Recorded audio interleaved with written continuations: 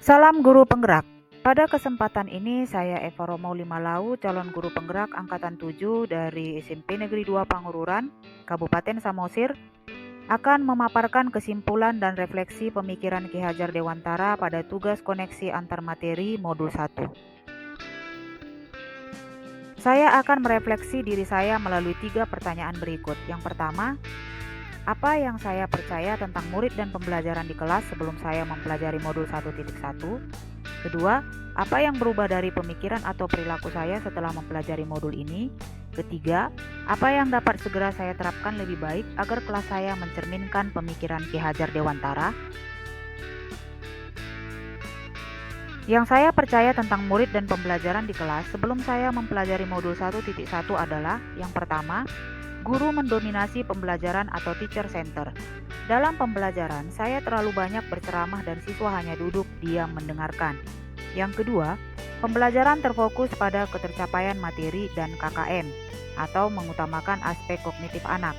Padahal saya sering lupa bahwa pendidikan bukan hanya soal mentransfer ilmu saja, tetapi ada aspek lain yang harus diperhatikan dalam belajar. Yang ketiga, guru kurang memahami karakteristik anak. Saya cenderung menyamaratakan kemampuan anak dengan melakukan pembelajaran yang sesuai dengan zona nyaman saya tanpa memperhatikan perbedaan anak. Yang keempat, siswa pasif dan motivasi belajar rendah. Pengalaman saya sebagai guru, saya sering merasakan saat saya menjelaskan materi, mereka lusuh dan tidak bersemangat. Kemudian saat saya menanyakan kepada anak-anak apakah ada pertanyaan, mereka hanya diam.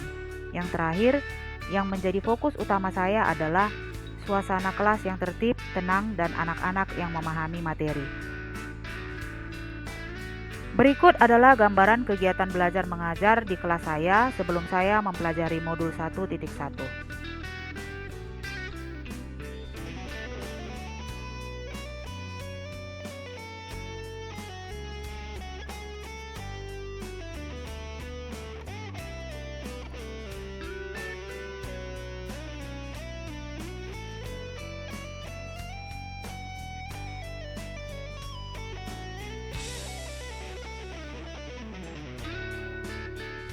Apa yang berubah dari pemikiran atau perilaku saya setelah mempelajari modul ini?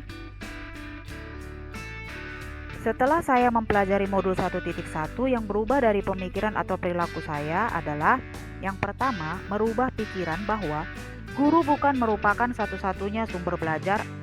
Apapun yang ada di sekitar kita bisa digunakan sebagai sumber belajar anak. Anak bebas memilih sumber apa dan di mana yang akan mereka gunakan untuk belajar. Tugas guru adalah menuntun, mengarahkan mana yang baik dan mana yang tidak baik. Berikutnya, pembelajaran berpusat pada anak.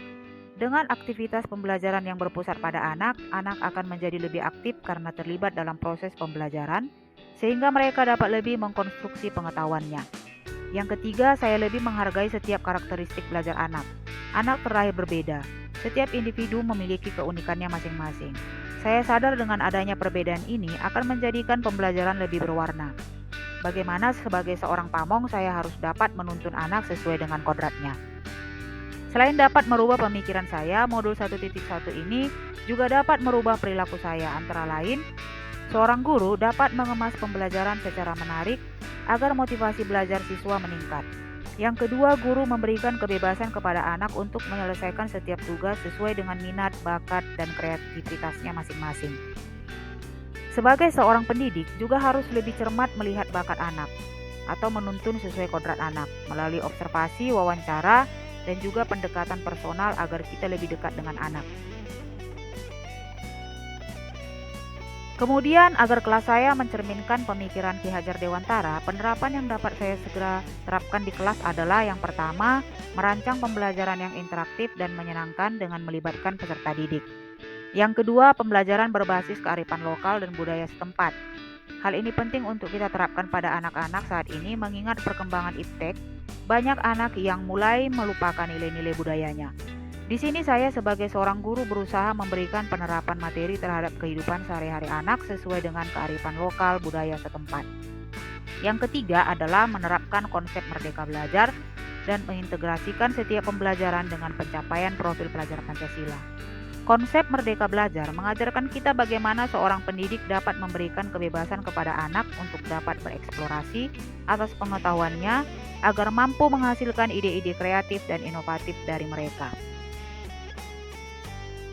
Yang keempat, pembelajaran yang mengutamakan aspek budi pekerti. Pembiasaan-pembiasaan baik akan selalu saya teladankan kepada siswa tentang bagaimana mereka bersikap agar menjadi pribadi yang lebih baik. Yang kelima, pendidik tidak lagi menuntut tetapi menuntun.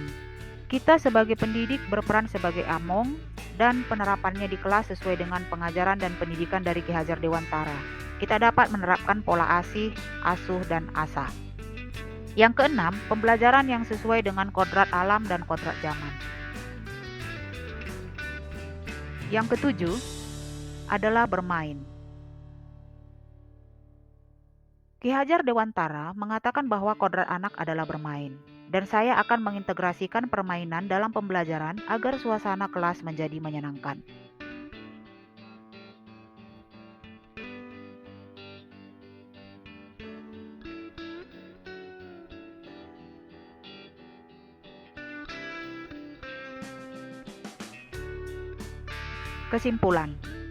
Kesimpulan yang saya dapat adalah yang pertama, pendidikan adalah menuntun anak sesuai dengan minat dan bakatnya.